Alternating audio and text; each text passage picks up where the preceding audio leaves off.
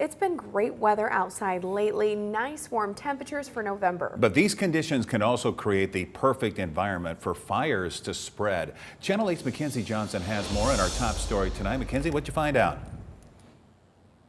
We've been keeping track of the ongoing drought that's been building now for a couple of years, and during fall time, with dry leaves on the ground and dead vegetation along the roads, a small spark can quickly become an uncontrollable blaze.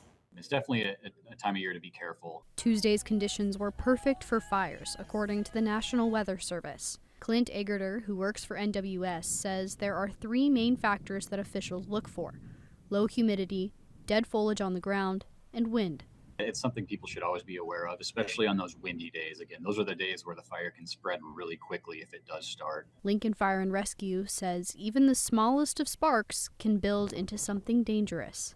Battalion-chief-Eddie-Mueller says you can do your part to prevent that. We hope that people are kind of doing the yard cleanup things, looking under their deck, trying to remove anything that's dry and close to the house. Officials say to be cautious of the little everyday habits you might have that could start a fire. Improperly discarded cigarettes or matches, things like that. If you're driving down the highway, don't throw your cigarette butt out the window. Improperly discarded cigarettes are one of the biggest fire hazards, along with backyard fire pits and grills. When you're cooking outside and know how big your flames are on your grill and what you're cooking, and don't just discard anything and think that it's out.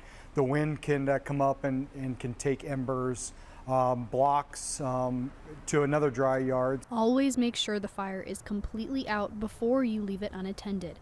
And if you do happen to start a fire, don't hesitate to call it in. Even in the smallest fires, calling 911 immediately is the #1 thing we want people to do, because getting resources en route to that location is the best thing they can do.